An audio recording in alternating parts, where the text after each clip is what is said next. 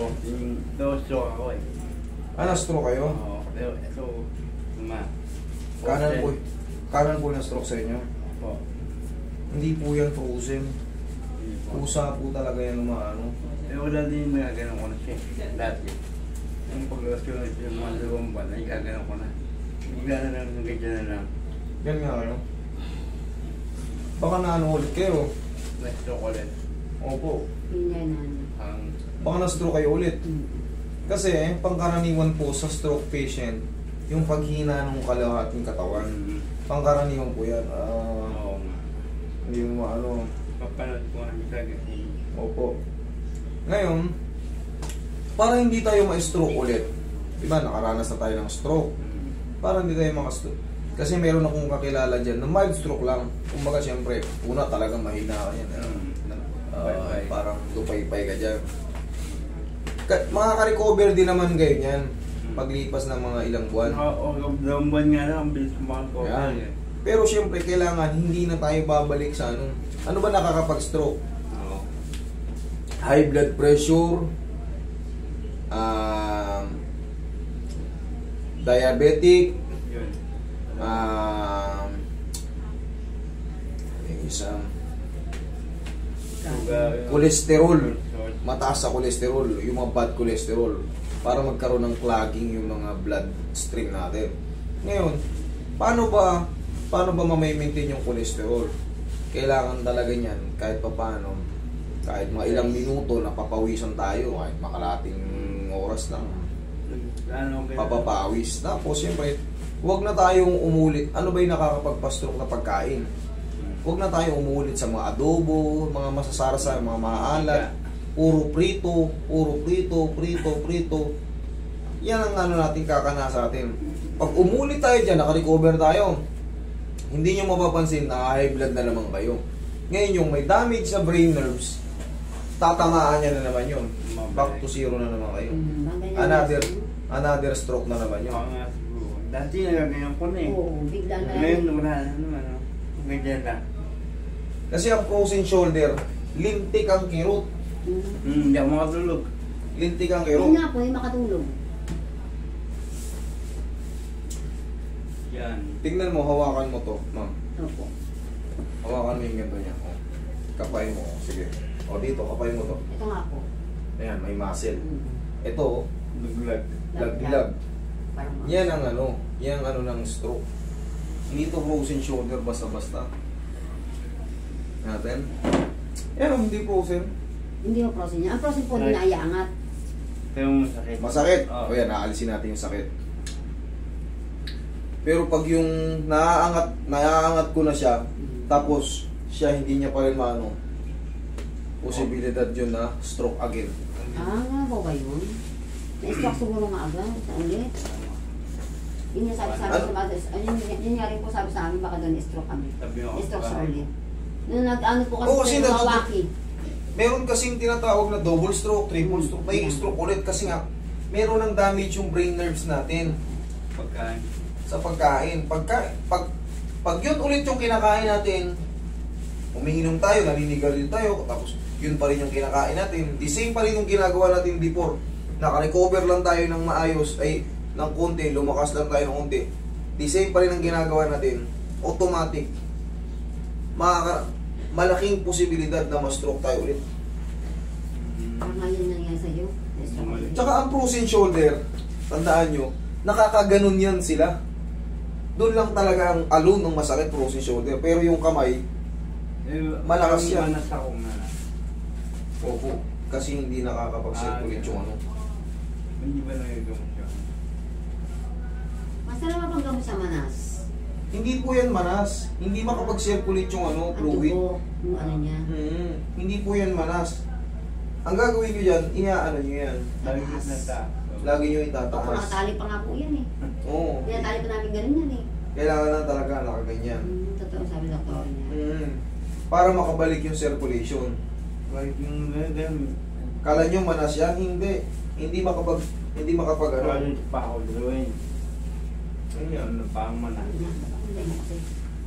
Hindi po yan manas. Hindi yung ordinaryong manas sa kinakain na malalansa o sa matagal na pagkaupo.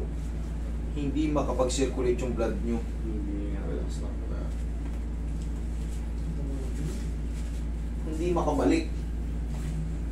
Kailangan kasi umiikot. Ngayon, nai-stuck yung water dito. Yung blood nakakaano kasi yung... Pero yung fluid,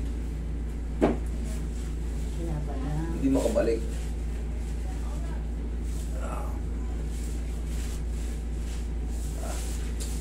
Sigaw ka ako ano. Ikaw ang paragilid. Okay lang yan, mami. Hindi na ganyan. Magaling nga kung natin. Sabi nga naman. Magaling mo. Ano ba yung pinagkakakain niya ng ulit? Ala po, magulay-gulay lang po yan. Isda-isda. Pag kumakain po kami ng baboy, wala siyang taba. Hindi ako. Sabaw lang ako. Sabaw lang po yan eh.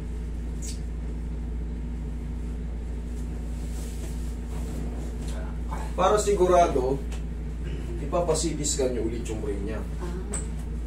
Ay sa babalik po kami sa November eh. Sabi lang sa'yo. Sa hospital, Opo, naka-schedule po ulit kami. check up natin. Opo. Para hindi tayo nangangapa. Kasi, malaking bagay din.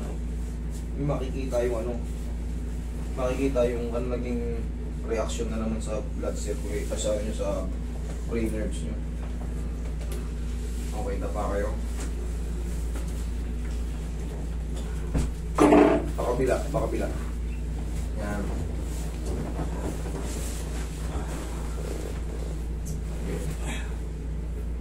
Yan.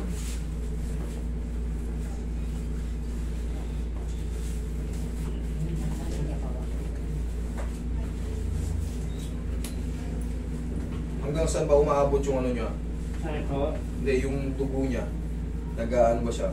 Ano po? 200? Nung nasa hospital po kami 120, gano'n? 180. Mababa pa yun.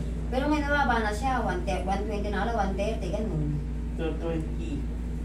220? Opo. Mataas yun. O, nung na-accompany po siya. Taas yun. Talagang puputukan ka talaga ng ano, 220. Ang normal blood natin, 120/80. Opo, iya. Pero kung ikaw nag-220, tapos over ano? Diyos ko, puputok talaga ugat. Over ano? Ano po minsan, 110. Over 110. Bugso at lapot, yun ang inaano nun. Di ba aling mag 140, 150, 160, Kaya pa. pwede pa yun. Pero yung bugso, ay yung ano, yung lapot, yung 110. Ayan. Dapat siya. Walang healthy living.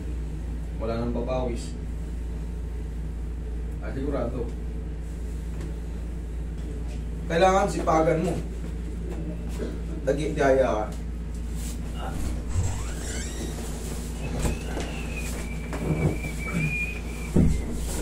Ano pa yan? Lalakas pa yan. Lalakas pa siya niyan. Kasi may isang buwan ka pa. Hanggang 6 po yan. 6 months yan eh. Pag yung 6 months, kumbaga, itong salita niya, mag-i-improve pa yan. Oo, na ano nga yung boss ko. Mag-i-improve pa yan. Hanggat wala pa kayo sa 6 months. Dapat yan, ma-actionan nyo na yan. Tama yan, pumunta kayo dito. Oo. Sa bahay, tutulungan kita ng exercise niyan para ano. Tapos, huwag muna siya magkakakain ng maraming kanin, di baling. Yan ang problema Bugbugin. pala kumain. Bugbugin niya. Ang taas ng sugar content ng kanin. Akala nyo matabang yan. Ang lakas ko kumain, nalayaw nung buto. Ang hirap ano yun eh. Pag hindi bigyan ko konti, hihingi pa. Kita mo, tumaabot yung sugar mo ng 300, Opo. napakataas. Bakit? Kasi ang lakas mo sa kanin. Tapos syempre, hindi na tayo makapag-exercise kasi nga, medyo parang hindi tayo makakilos sa mayos. Bakit nakatawan? O, inhale. Exhale. Kung gusto mo makarecover, ang kain-kainin mo lang muna, prutas, gulay-gulay, tapos konting kanin. Kung ano ibigay sa'yo, 1 cup lang. Tapos, huwag mong gigisahin yung mga gulay-gulay. Opo, tambog lang. Tambog-tambog lang ng mga... Pa ito ba? Walang pa ito. Huwag muna. Tsaka na kayo, kunyari, pag isang taon na nakalipas, yung nakarecover na muna kayo. Kumbaga, kailangan malakas kayo. Minsan nila yung walang pa ito. Isda eh. Huwag kayong prito. Huwag kayong prito. Tambog-tambog lang. Mas masarap pa inihaw. Iyaw. Pwede pa yung inihaw kaysa yung prito.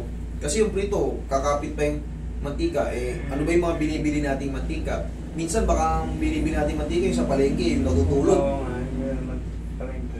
Cholesterol yun, mataas ang cholesterol nun. Ngayon, syempre, may bad cholesterol na nakatambay na dyan sa katawan natin. Sa mga bloodstream natin, nagka-clogging yan. Pag nadagdagan siya ng mga bad cholesterol, automatic, sapol na naman kayo pag medyo tumagal-tagal. Ang pinakakainin nyo muna dyan, mga... Pagkalit ko nga bumalik kasi nung 2 buwan ko kayo, hindi na naman ako eh. Nagano ko na lahat. Lakad na ako ng lahat, bigla nang humina. Eto, tsaka yung pa ko. O, tiyan mo kasabay. Kasi kung talagang frozen shoulder yan, hindi na-affected Ito pa. kung pa biglang humina. Bigla rin humina. Baka nga na double stroke kayo sir eh. Yung mild stroke. Hindi ko alam na gano'n no.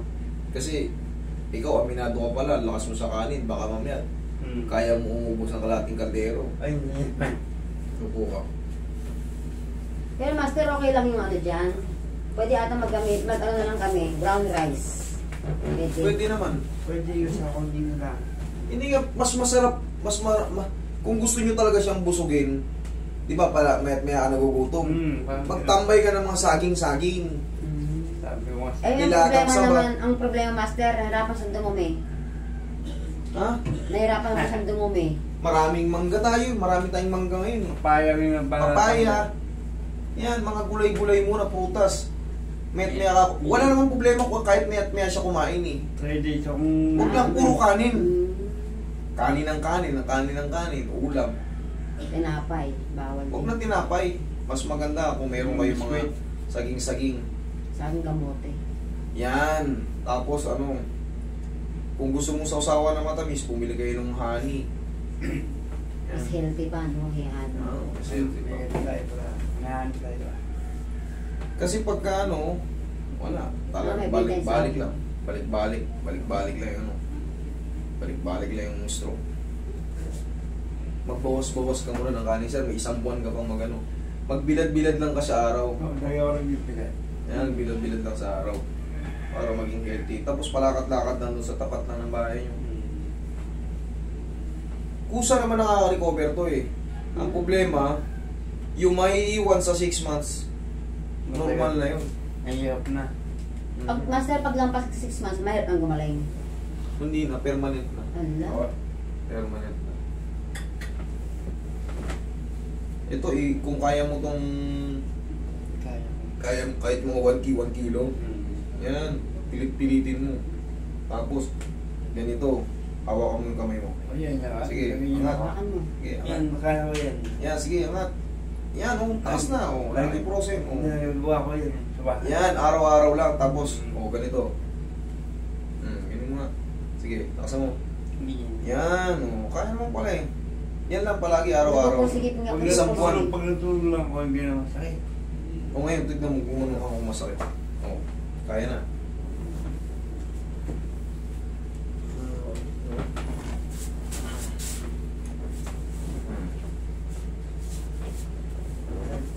Hindi ko nga dinadaganan eh. O ngayon, kaya na. Medyo ano na ako. Okay na. Okay? Tapos, kailangan lang, ang ipasok mo sa isip mo, gusto kong makarecover, makarecover. Bawas sa kanin, damihan mo yung ulam na gulay-gulay, yung mga isda, ihaw mo. Ihaw na lang, huwag pirito kasi hindi safe yung minsan nabibili nating mantika. Tapos, sir, yun, palagi mo lang ganyanin. Ha? Pwede naman, wala naman masakit. Kaya naman yan natin, tulong mo yung kamay mo, gama, sarili mo. Kaya ko talaga. Sige, 1, 2, 3, yan, sige, lakasan mo. Yan, Ngayon kasi akong gano'n yung Uli. Okay yan. Ewan ako ngayon. Okay. Sir, yan lang yung matutulong mo. Matanggal yung pain, pero kailangan pumasok sa isip nyo, makarecover. Tapos, sa vocal cords naman, palagi kang sumigaw sa umaga para yung puso gano'n, ha! Gano'n ka nga. Ha! Yan. Sabi mo, ah!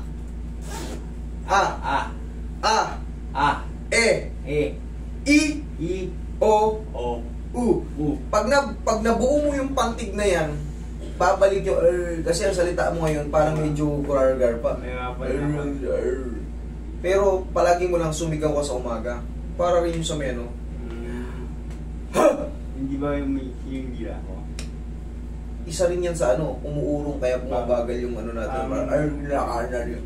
Pero, ang daily exercise niyan para bumalik, kailangan mabigkas mo yung na yan. Ganun nga. Sige, ota mo, parag. Kailangan yan. Roughness. Yan palagi. Tapos, E. Ayan, E, okay? O. Balik tayo sa doon pa. Yan, practice mo yung Pag nabanggit mo na yan, dire-diretso na yan. Sigaw mo lang. Ganun nga. Ingat. May roughness pa. Sige lang, araw-araw lang, ha? Basta palagi mo practice yan. Para mabuo yung ano. Pag nabuo na yan kasi pantig, masasalita mo na yung mga gusto mo sabihin.